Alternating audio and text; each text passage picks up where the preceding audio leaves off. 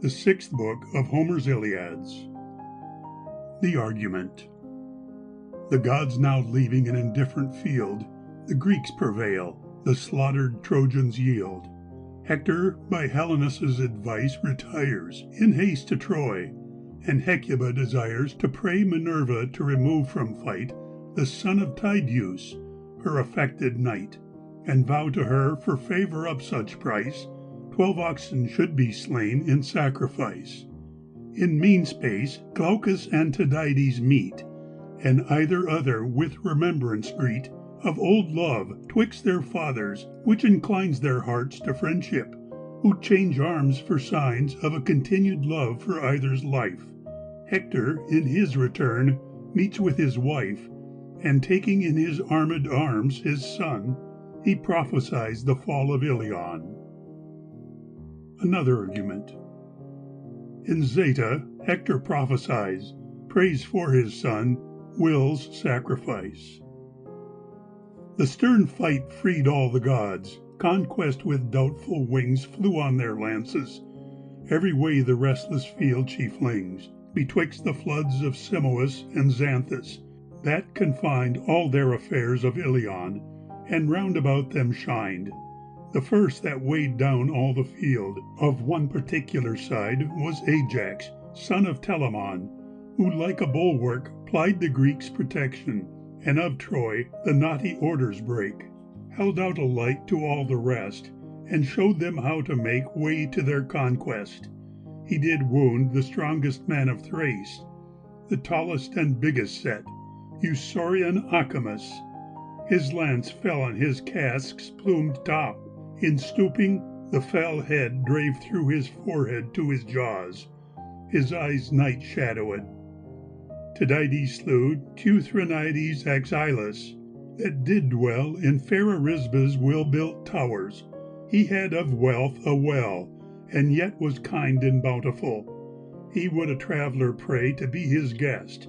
His friendly house stood in the broad highway, in which he all sorts nobly used. Yet none of them would stand twixt him and death, but both himself and he that had command of his fair horse, Calesius, fell lifeless on the ground. Euryalus, Opheltius, and Dresus dead did wound, nor ended there his fiery course, which he again begins, and ran to it successfully upon a pair of twins, Aesepus and bold Pedasus, whom good Bucolion, that first called father, though base-born, renowned Laomedon, on Neus Abarbaria got, a nymph that, as she fed her curled flocks, Bucolion wooed and mixed in love and bed. Both these were spoiled of arms and life by Megistiades. Then Polypoetes, for stern death, Astyalus did seize. Ulysses slew Percosius, Teucer Ereteon, Antilochus, old Nestor's joy, Ablerus, the great son of Atreus and king of men, Elatus, whose abode he held at Upper Pedasus, where Satnius' river flowed. The great hero Leitus stayed Phylacus in flight from further life. Eurypylus, Melanthius reft of light, the brother to the king of men, Adrestus took alive, whose horse, affrighted with the flight, their driver now did drive amongst the low-grown tamarisk trees. And at an arm of one the chariot in the draught-tree brake, the horse brake loose and run. The same way other flyers fled, contending all to town. Himself close at the chariot wheel, upon his face was thrown, and there lay flat, rolled up in dust. Atrides inwards drave, and holding at his breast his lance, Adrestus sought to save his head by losing of his feet, and trusting to his knees, on which the same parts of the king he hugs, and offers fees of worthy value for his life, and thus pleads their receipt. Take me alive, O Atreus' son, and take a worthy weight of brass, elaborate iron, and gold. A heap of precious things are in my father's riches hid, which when your servant brings news of my safety to his ears, he largely will divide with your rare bounties. Atreus' son thought this the better side, and meant to take it, being about to send him safe to fleet, which when, far off, his brother saw, he winged his royal feet, and came in threatening, crying out, "O soft heart, what's the cause thou sparest these men thus? Have not they observed these gentle laws of mild humanity to thee, with mighty argument why thou shouldst deal thus, in thy house, and with all precedent of honored guest rights, entertained? Not one of them shall fly a bitter end for it from heaven, and much less, dotingly, scape our revengeful fingers. All, even the infant in the womb, shall taste of what they merited, and have no other tomb than raised Ilion, nor their race may have more fruit than the dust." This just cause turned his brother's mind, who violently thrust the prisoner from him, in whose guts the king of men impressed his ashen lance, which, pitching down his foot upon the breast of him that upwards fell, he drew. Then Nestor spake to all, "O friends and household men of Mars, let not your pursuit fall with those ye fell, for present spoil, nor, like the king of men, let any scape unfelled, but on dispatch them all, and then ye shall have time enough to spoil."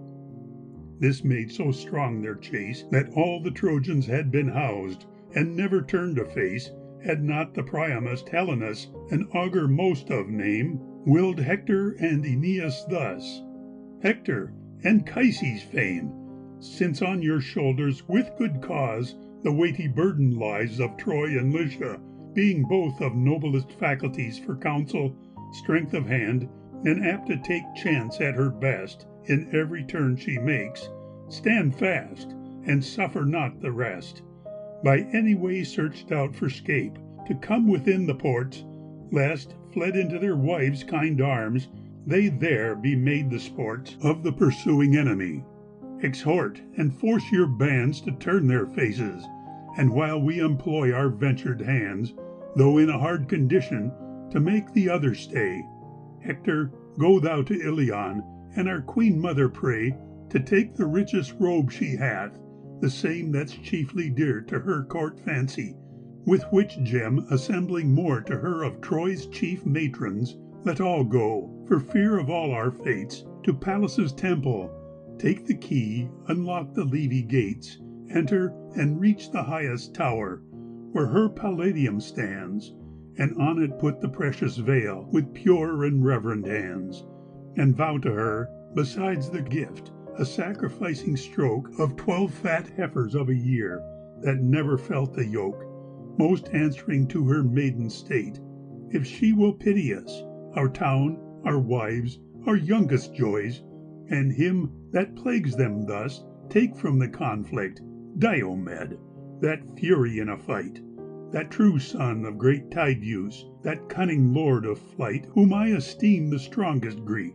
for we have never fled Achilles, that is prince of men, and whom a goddess bred. Like him, his fury flies so high, and all men's wraths commands.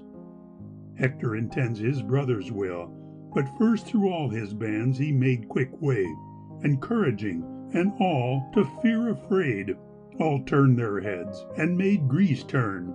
Slaughter stood still dismayed on their parts, for they thought some god, fallen from the vault of stars, was rushed in to the Ilion's aid, they made such dreadful wars. Thus Hector, toiling in the waves, and thrusting back the flood of his ebbed forces, thus takes leave. So now runs your blood in this right current. Forwards now, Trojans, and far-called friends, a while hold out, till, for success to this your brave amends, I haste to Ilion, and procure our counsellors and wives to pray, and offer hecatombs for their states in our lives. Then fair-helmed Hector turned to Troy, and as he trode the field, the black bull's hide, that at his back he wore about his shield, in the extreme circumference, was with his gait so rocked, that being large, it both at once his neck and ankles knocked. And now betwixt the hosts were met Hippolochus' brave son Glaucus, who in his very look hope of some wonder won, and little Tydeus' mighty heir, who, seeing such a man offer the field for usual blows, with wondrous words began. What art thou, strongest of mortal men, that putst so far before, whom these fights never showed mine eyes? They have been evermore sons of unhappy parents born, that came within the length of this Minerva-guided lance, and durst close with the strength that she inspires in me.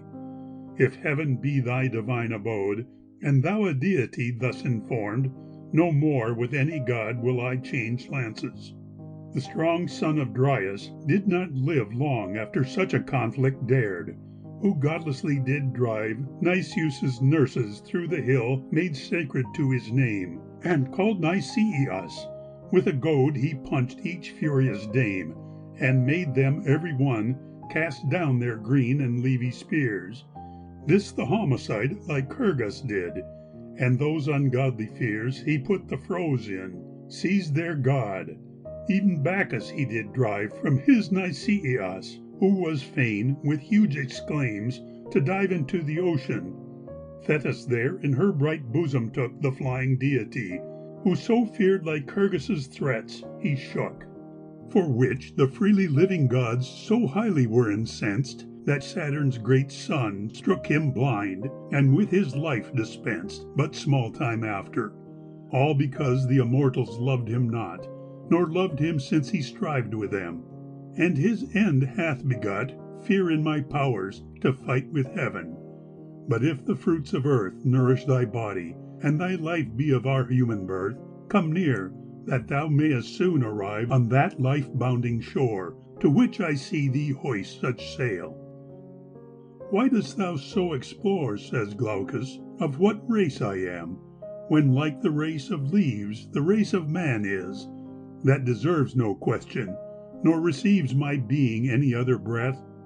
The wind in autumn strows the earth with old leaves, then the spring the woods with new endows, and so death scatters men on earth, so life puts out again man's leafy issue. But my race, if, like the course of men, thou seek'st in more particular terms, 'tis this, to many known. In midst of Argos, nurse of horse, there stands a walled town, Ephyra, where the mansion house of Sisyphus did stand, of Sisyphus Aeolides, most wise of all the land. Glaucus was son to him, and he begat Bellerophon, whose body heaven endued with strength, and put a beauty on, exceeding lovely.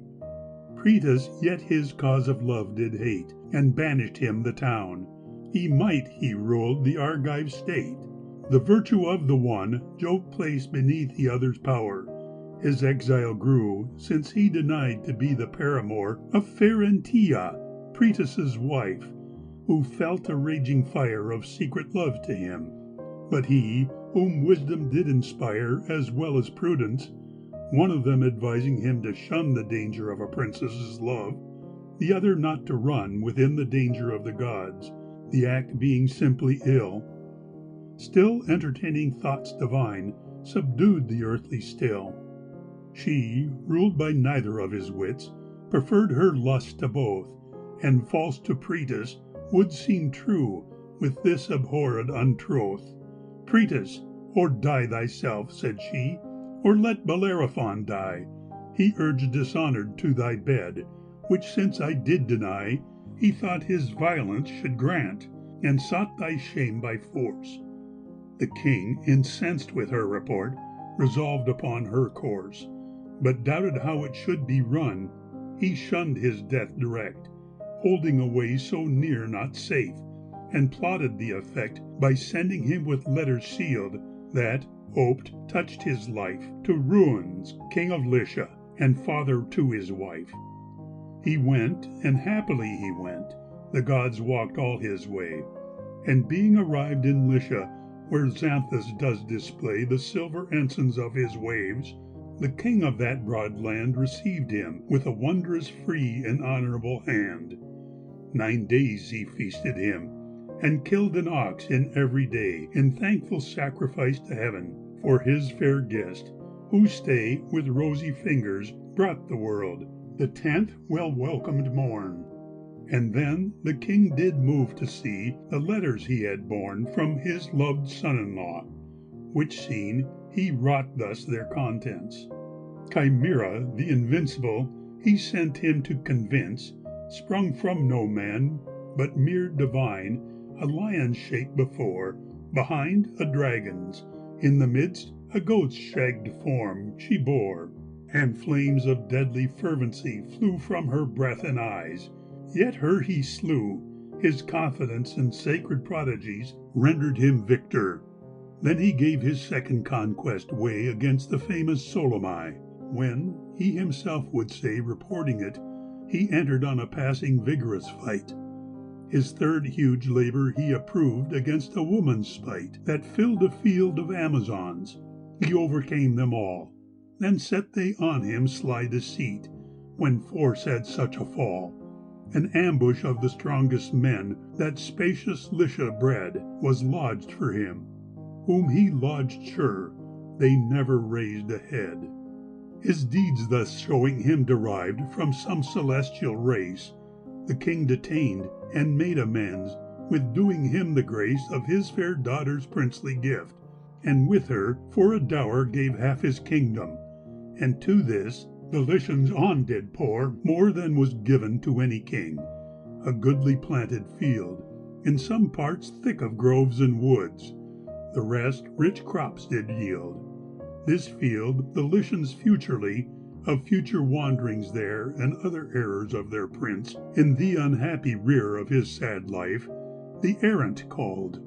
The princess brought him forth 3 children, whose ends grieved him more, the more they were of worth, Isander, and Hippolochus, and fair Laodame, with whom even Jupiter himself left heaven itself to lie, and had by her the man-at-arms, Sarpedon, called divine.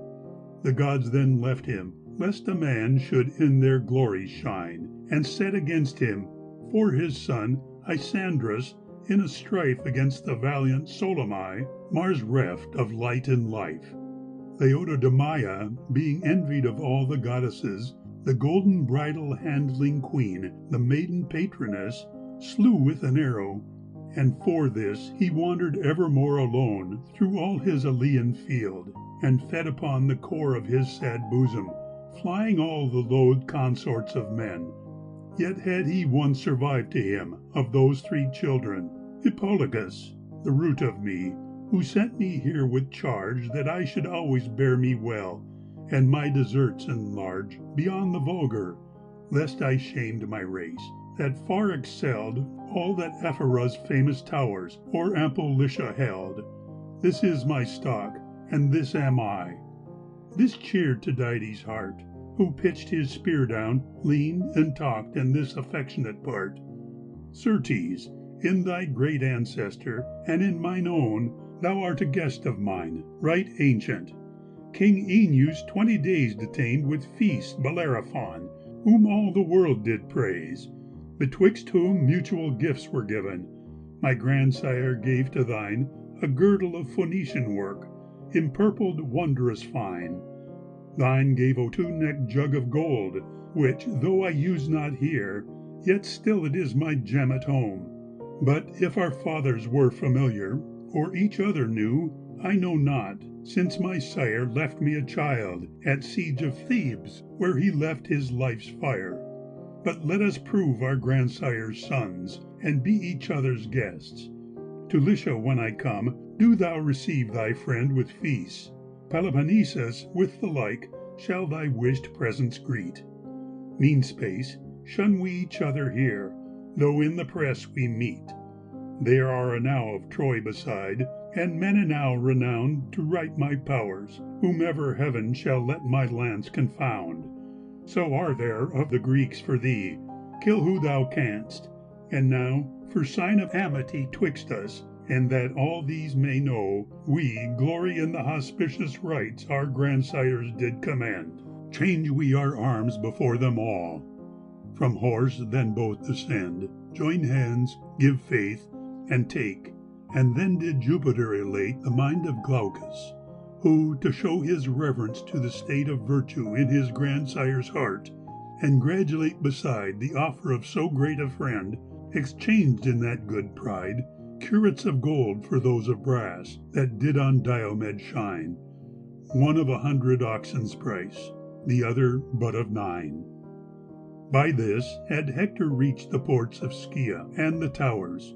About him flocked the wives of Troy, the children, paramours, inquiring how their husbands did, their fathers, brothers, loves.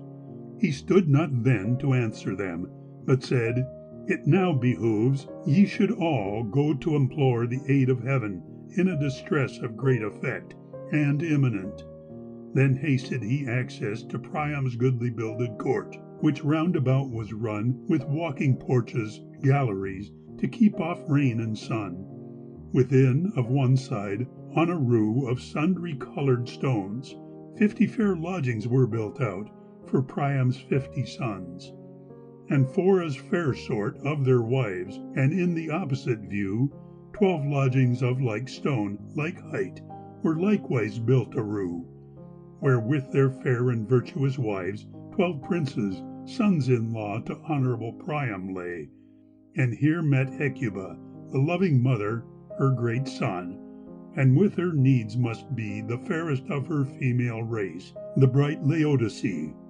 The queen gripped hard her Hector's hand, and said, O worthiest son, why leav'st thou field?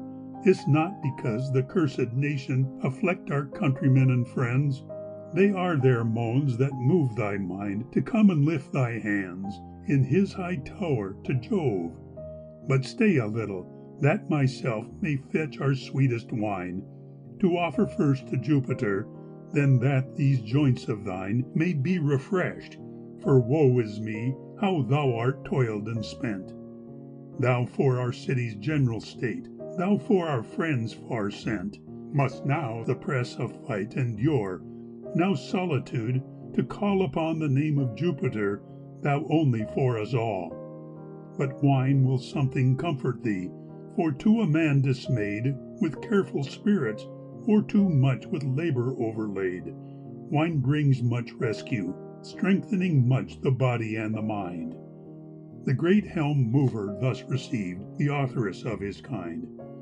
My royal mother, bring no wine, lest rather it impair than help my strength, and make my mind forgetful of the affair committed to it. And to pour it out in sacrifice, I fear with unwashed hands to serve the pure-lived deities. Nor is it lawful thus imbrued with blood and dust to prove the will of heaven, or offer vows to cloud-compelling Jove. I only come to use your pains, assembling other dames, matrons, and women honoured most with high and virtuous names, with wine and odours, and a robe most ample, most of price, and which is dearest in your love, to offer sacrifice in Pallas's temple, and to put the precious robe ye bear on her palladium, vowing all 12 oxen of a year, whose necks were never wrung with yoke, shall pay her grace their lives, if she will pity our siege town, pity ourselves, our wives, pity our children, and remove from sacred Ilion the dreadful soldier Diomed. And when yourselves are gone about this work, myself will go to call into the field, if he will hear me, Helen's love, whom would the earth would yield, and headlong take into her gulf, even quick before mine eyes, for then my heart, I hope, would cast her load of miseries. Born for the plague he hath been born, and bred to the deface by great Olympius, of Troy our sire, and all our race. This said, brave Hecuba went home, and sent her maids about to bid the matrons.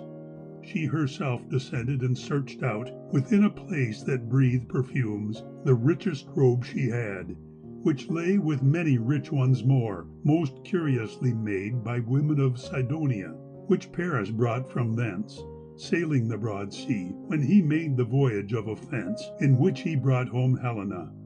That robe, transferred so far, that was the undermost, she took, it glittered like a star, and with it went she to the fane, with many ladies more, amongst whom fair-cheeked Theano unlocked the folded door. Chaste Theano, Antenor's wife, and of Cisseus's race, sister to Hecuba, both born to the great king of Thrace. Her the Ilion's made Minerva's priest, and her they followed all, up to the temple's highest tower, where on their knees they fall, lift up their hands, and fill the fane with ladies' piteous cries. Then lovely Theano took the veil, and with it she implies the great Palladium, praying thus: Goddess of most renown, in all the heaven of goddesses, great guardian of our town, Reverend Minerva, break the lance of Diomed, seize his grace, give him to fall in shameful flight, headlong and on his face, before our ports of Ilion, that instantly we may 12 unyoked oxen of a year in this thy temple slay. To thy sole honor take their bloods, and banish our offense. Accept Troy's zeal, her wives, and save her infants' innocence. She prayed, but Pallas would not grant. Mean space was Hector come where Alexander's lodgings were, that many a goodly room had built in them by architects of Troy's most curious sort, and were no lodgings but a house, nor no house but a court, or had all these contained in them, and all within a tower. Next Hector's lodgings and the king's. The loved of heaven's chief power, Hector, here entered. In his hand a goodly lance he bore, 10 cubits long. The brazen head went shining ill before, helped with a burnished ring of gold. He found his brother then amongst the women, yet prepared to go amongst the men. For in their chamber he was set, trimming his arms, his shield, his cuirass, and was trying how his crooked bow would yield to his straight arms. Amongst her maids was set the Argive queen, commanding them in choicest words. When Hector's eye had seen his brother thus accompanied, and that he could not bear the very touching of his arms, but where the women were, and when the time so needed men, right cunningly he chid, that he might do it bitterly, his cowardice he hid, that simply made him so retired, beneath an anger feigned in him by Hector, for the hate the citizens sustained against him, for the foil he took in their cause, and again for all their general foils in his. So Hector seems to plain of his wrath to them, for their hate, and not his cowardice, as that were it that sheltered him in his effeminacies, and kept him in that dangerous time from their fit aid in fight, for which he chid thus: Wretched man, so timeless is thy spite, that 'tis not honest, and their hate is just, 'gainst which it bends. War burns about the town for thee, our slaughtered friends besiege Troy with their carcasses, on whose heaps our high walls are overlooked by enemies. The sad sounds of their falls without are echoed with the cries of wives and babes within, and all for thee. And yet for them thy honor cannot win head of thine anger. Thou shouldst need no spirit to stir up thine, but thine should set the rest on fire, and with a rage divine chastise impartially the best, that impiously forbears. Come forth, lest thy fair towers in Troy be burned about thine ears. Paris acknowledged as before all just that Hector spake, allowing justice, though it were for his injustice's sake. And where his brother put a wrath upon him by his art, he takes it, for his honor's sake, as sprung out of his heart, and rather would have anger seem his fault than cowardice. And thus he answered: Since with right you join check with advice, and I hear you, give equal ear, it is not any spleen against the town as you conceive that makes me so unseen, but sorrow for it, which to ease, and by discourse digest within myself, I live so close, and yet, since men might rest my sad retreat, like you, my wife with her advice inclined this my addression to the field, which was mine own free mind, as well as the instance of her words. For though the foil were mine, conquest brings forth her wreaths by turns. Stay then this haste of thine, but till I arm, and I am made a consort for thee straight. Or go, I'll overtake thy haste. Helen stood at receipt, and took up all great Hector's powers, to attend her heavy words, by which had Paris no reply. This vent her grief affords.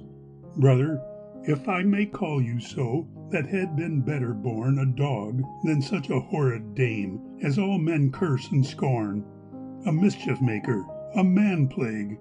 Or would to God the day that first gave light to me had been a whirlwind in my way, and borne me to some desert hill, or hid me in the rage of earth's most far resounding seas, ere I should thus engage the dear lives of so many friends. Yet since the gods have been helpless foreseers of my plagues, they might have likewise seen that he they put in yoke with me to bear out their award had been a man of much more spirit, and or had noblier dared to shield my honour with this deed, or with his mind have known much better the upbraids of men, that so he might have shown, more like a man, some sense of grief for both my shame and his. But he is senseless, nor conceives what any manhood is, nor now, nor ever after will, and therefore hangs, I fear, a plague above him. But come near, good brother, rest you here, who of the world of men stands charged with most unrest for me, vile wretch, and for my lover's wrong, on whom a destiny so bitter is imposed by Jove, that all succeeding times will put to our unended shames in all men's mouths our crimes. He answered, Helen, do not seek to make me sit with thee. I must not stay, though well I know thy honored love of me.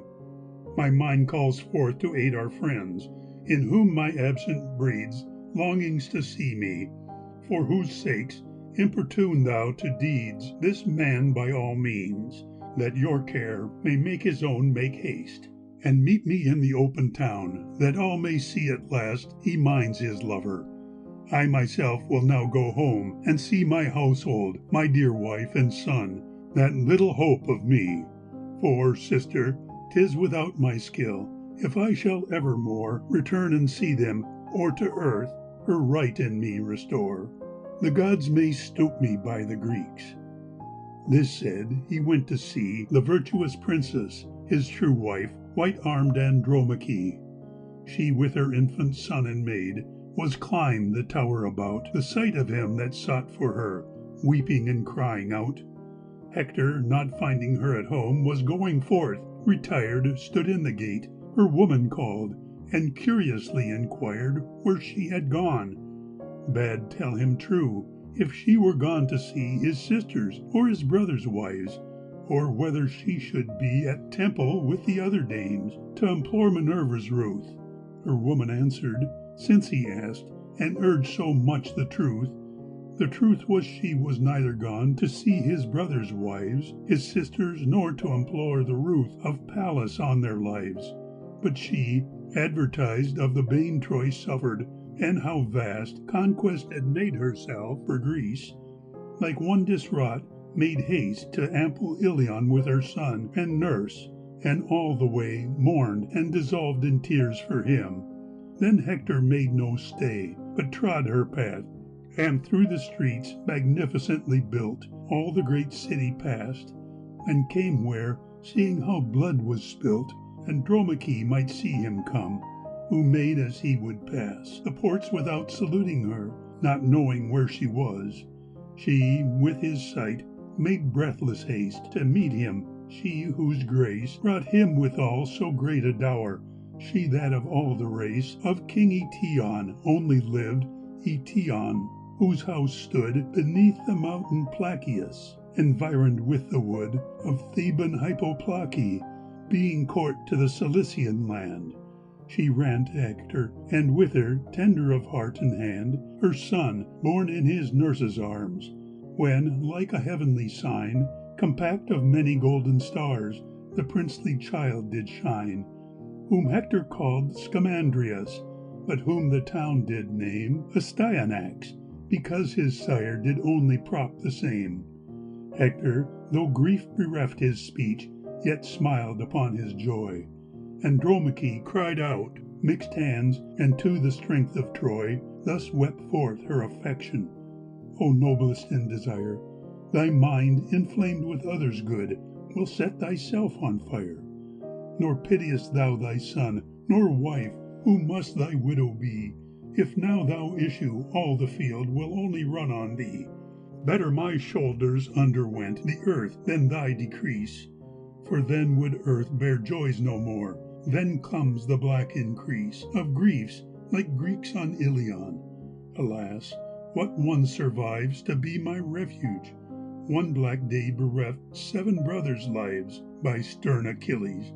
By his hand my father breathed his last. His high-walled, rich Cilician Thebes sacked by him and laid waste. The royal body yet he left unspoiled. Religion charmed that act of spoil. And all in fire he burned him complete armed, built over him a royal tomb, and to the monument he left him the Oreades, that are the high descent of Aegis bearing Jupiter.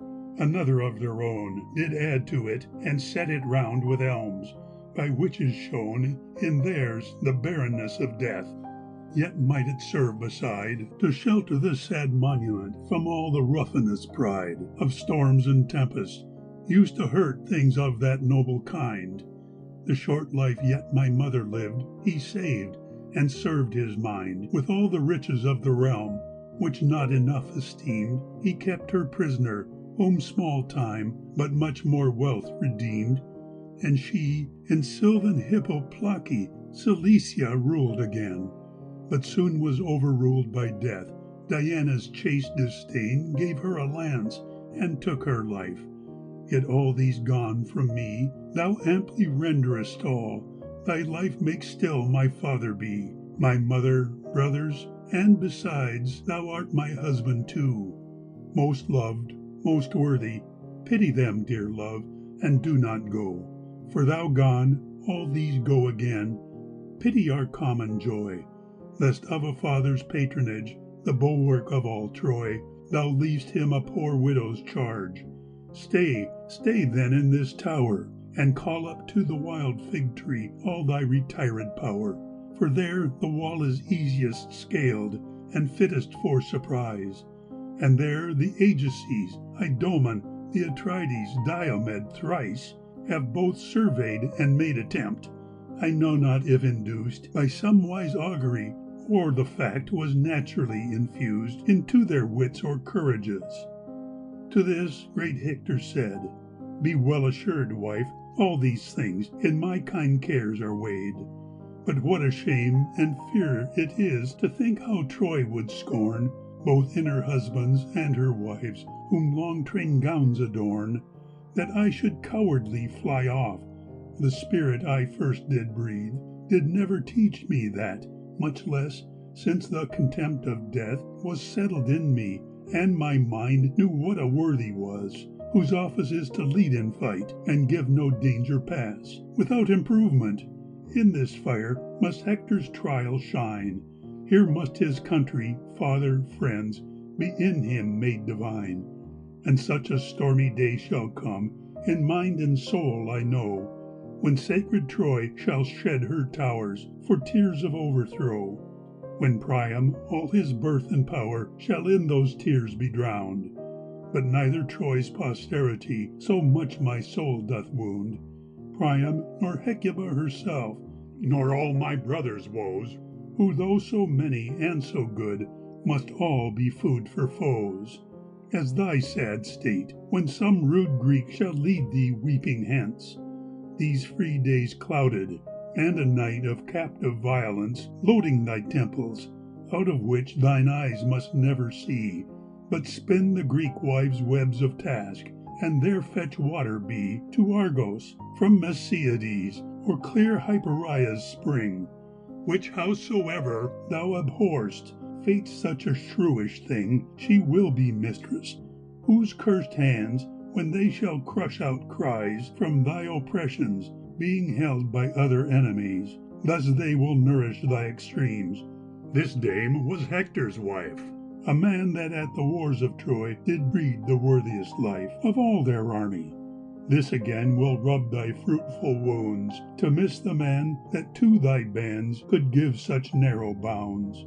But that day shall not wound mine eyes. the solid heap of night shall interpose, and stop mine ears against thy plaints and plight. This said, he reached to take his son, who of his arms afraid, and then the horsehair plume with which he was so overlaid, nodded so horribly, he clinged back to his nurse and cried.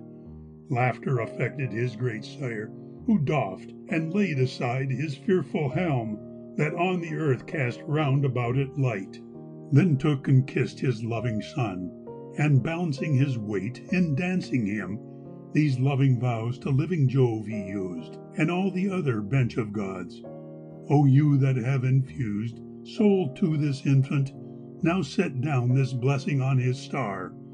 Let his renown be clear as mine, equal his strength in war, and make his reign so strong in Troy that years to come may yield his facts this fame, when rich in spoils he leaves the conquered field, sown with his slaughters. These high deeds exceed his father's worth, and let this echo praise supply the comforts to come forth of his kind mother with my life. This said, the heroic sire gave him his mother, whose fair eyes fresh streams of love's salt fire billowed on her soft cheeks to hear the last of Hector's speech, in which his vows comprise the sum of all he did beseech in her wished comfort.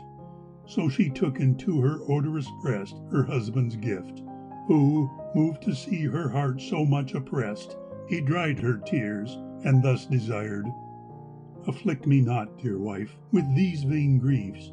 He doth not live that can disjoin my life and this firm bosom, but my fate, and fate whose wings can fly. Noble, ignoble, fate controls. Once born, the best must die. Go home and set thy housewifery on these extremes of thought, and drive war from them with thy maids. Keep them from doing naught. These will be nothing. Leave the cares of war to men and me, in whom, of all the Ilian race, they take their highest degree. On went his helm, his princess home, half cold with kindly fears, when every fear turned back her looks, and every look shed tears. Foe-slaughtering Hector's house soon reached, her many women there wept all to see her. In his life great Hector's funerals were, never looked any eye of theirs to see their lord safe home, scaped from the gripes and powers of Greece. And now was Paris come from his high towers, who made no stay when once he had put on his richest armor, but flew forth. The flints he trod upon sparkled with luster of his arms. His long-ebbed spirits now flowed the higher for their lower ebb, and as a fair steed proud, with full given mangers long tied up, and now his headstall broke, he breaks from stable, runs the field, and with an ample stroke measures the centre, neighs and lifts aloft his wanton head. About his shoulders shakes his crest, and where he hath been fed, or in some calm flood washed, or stung with his high plight, he flies amongst his females, strength put forth his beauty beautifies, and like life's mirror bears his gait. So Paris from the tower of lofty Pergamus came forth. He showed a sun-like power in carriage of his goodly parts, addressed now to the strife, and found his noble brother near the place he left his wife. Him thus respected he salutes, Right worthy, I have fear that your so serious haste to field my stay hath made forbear, and that I come not as you wish. He answered, Honored man, be confident, for not myself nor any others can reprove in thee the work of fight, at least not any such as is an equal judge of things, for thou hast strength as much as serves to execute a mind very important, but thy strength too readily flies off. Enough will is not put to thy ability. My heart is in my mind strife sad, when Troy, out of her much distress, she and her friends have had, by thy procurement, doth deprave thy noblesse in mine ears. But come, hereafter we shall calm these hard conceits of theirs, when from their ports the foe expulsed, high Jove to them hath given wished peace, and us free sacrifice to all the powers of heaven. End of the 6th book.